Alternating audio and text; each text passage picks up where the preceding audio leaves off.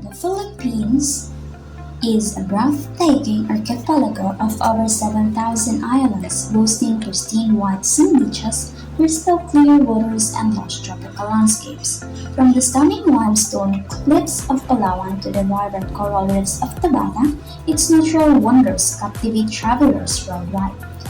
Beyond its scenery, the country is rich in culture, with centuries-old churches, colorful festivals, and warm hospitable people who make every visit unforgettable.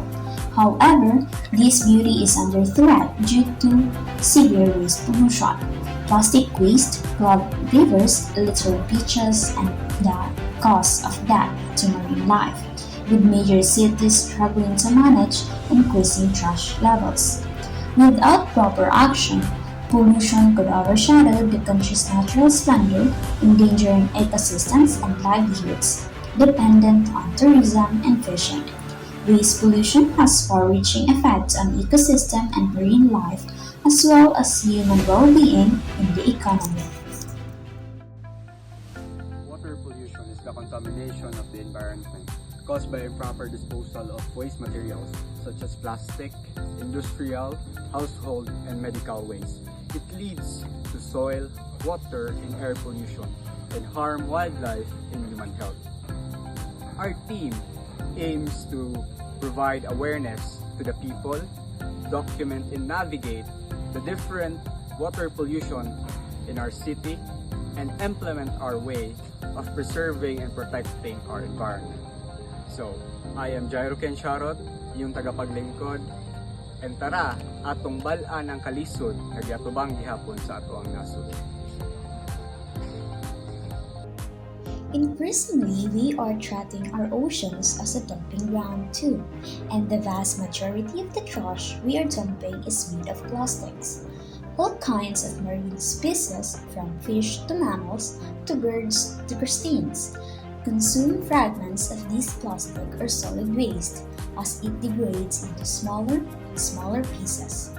Wildlife is often unable to distinguish between food and plastic waste, and in some cases, they are even attracted to it by its smell.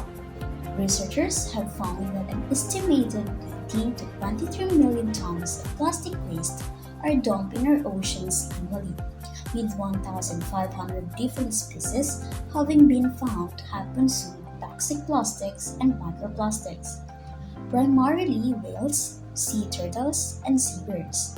For example, a krill obligate blue whale is said to ingest 10 million pieces of microplastic every single day.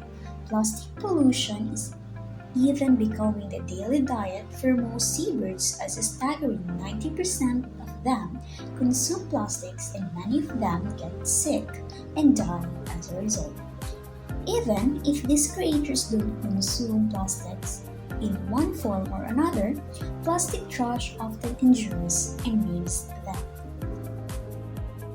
It is important to know and understand the experiences of our local Coast Guard dahil sila ay handang tumulong at gawin ang lahat para sa ating kalikasan. Tara, alamin natin na sabay-sabay.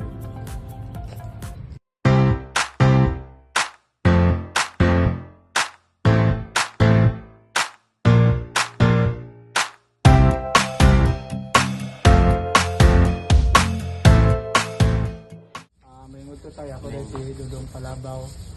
Gusto lang ako may bala ng inyong kaagi ko. Ang una na akong pangutan na tayo, intay mo ng trabaho. Dire o kwan rubing sa Piskit area sa Laod dito. Kami nag-monitor ya og may mga illegal fishing. Nagawa tayo is isa imong kanang kalisod tayo sa trabaho.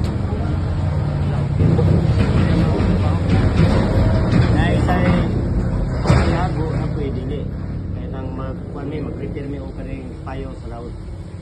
Like, kanang usay ma-message mo sa mga tao dili ligo or nagdayo na napataka og labay basura.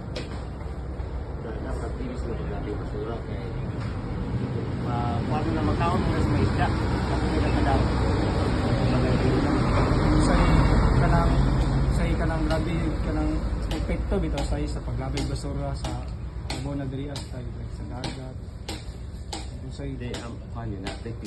Pagkiktahan mo na muna ang tigilabay o basura. labaw na Kaya sa mga nagapamulit, magiging basura. Ikan dili sa kagangungan pa doon sa Pedro. Ang talan. para Pagkiktahan na muna ang tigilabay o basura. Bawal gina siya kaya para ng silupin. Pagkaon muna sa isda. Kaya hugaw ang area. Karang dapit sa kuhan, bye-bye. mabalik ra sa tao tayo na ang binuhatan Mabalik ra. kay Mangyapoy mo punit. Ingon sila uban nga way basura kanang magkaon kay kanang kindi basura na gainap sa paglabay. Sigarilyo di pa tatag labay kay pag na usap po na siya ka tahan niya po na ito sa bayonan kaya ang mga isya kakal nagkaon. sa experience si tatay dagan ito na ibalaan o natunan na dapat na itong isulod sa tumulong. By the way, I am Dodong Palabaw, iyong tagapaglingkod.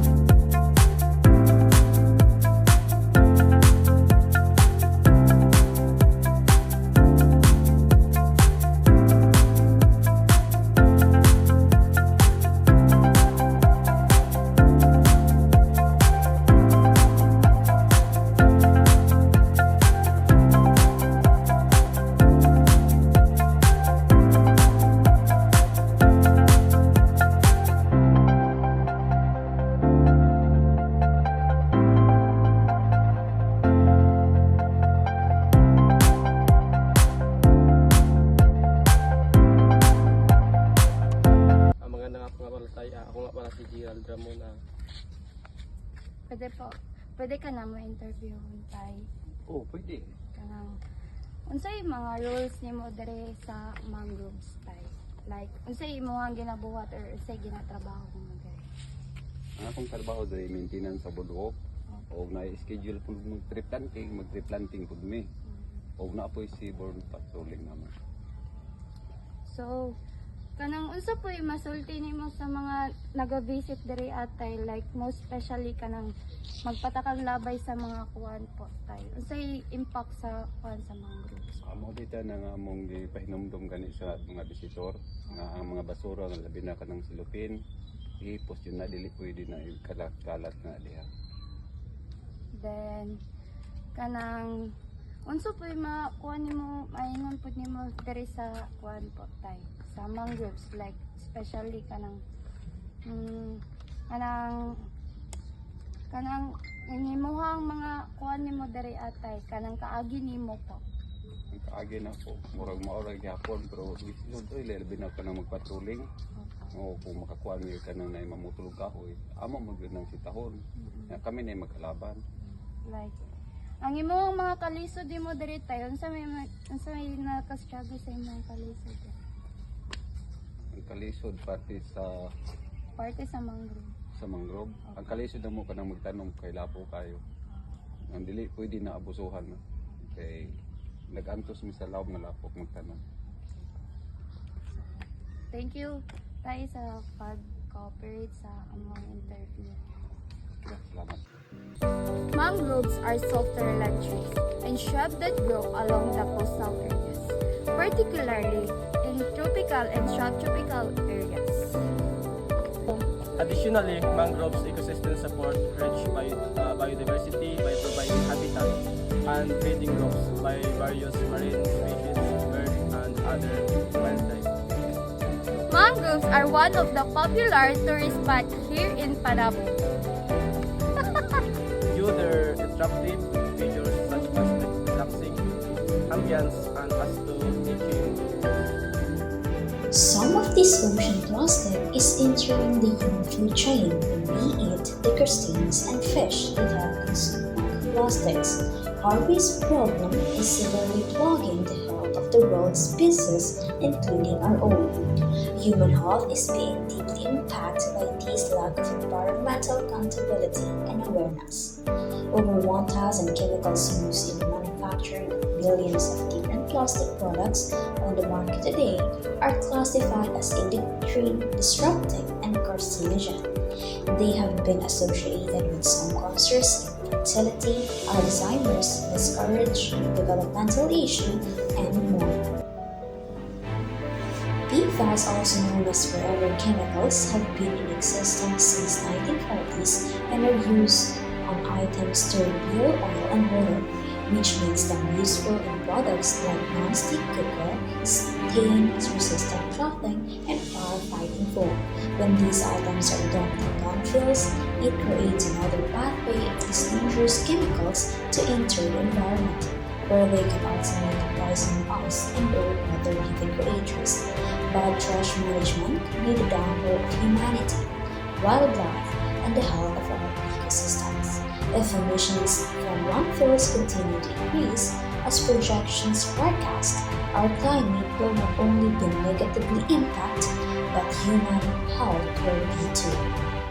It's a sobering fact that even though high-income countries only account for 16% of the world's population, they are responsible for 34% or 683 million metric tons of the world's trash.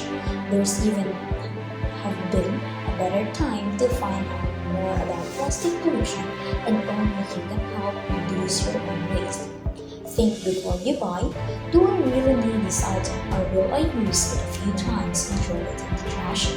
Reject fast fashion, give up single-use plastics for good, sign on plastic petition.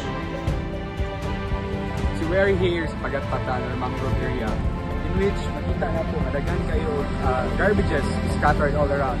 So of course, we're going to collect them and properly dispose them.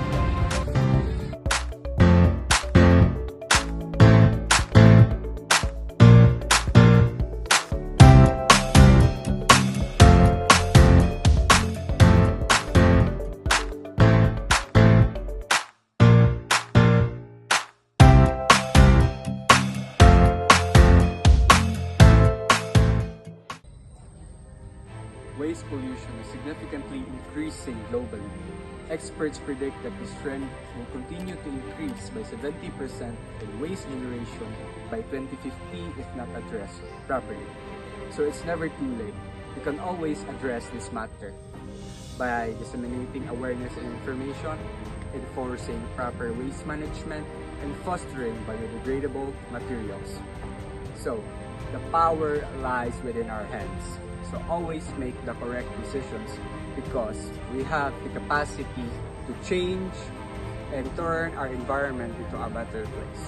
So I am Jerican Charot at your service. Waste pollution harms the environment, contaminates soil and water, pollutes the air, endangers wildlife, and causes health risks. It contributes to climate change, spreads disease, and degrades living condition. Madaming epekto sa hindi pagsunod sa waste proper disposal. The impact of poorly managed waste extends across borders, polluting groundwater and surface water, terrestrial ecosystem, livestock, and crops, and the air we all breathe. These pollutants bioaccumulate in the food chain and breast milk, potentially resulting in multi-generational consequences. Between 400,000 and 1 million people die in the global south each year as a result of diseases related to mismanagement. To solve this problem, cooperation between individuals, communities, organizations, and governments is needed. We can greatly lessen the issue of trash pollution by carrying out sustainable behaviors such as cutting back on consumption, reusing items, and recycling materials. Waste generation can also be reduced and appropriate disposal can be assured by putting in place efficient waste management systems, encouraging education and awareness, and enforcing laws and regulations. In the end, preventing trash contaminant necessitates teamwork and dedication to preserving the environment for coming generations.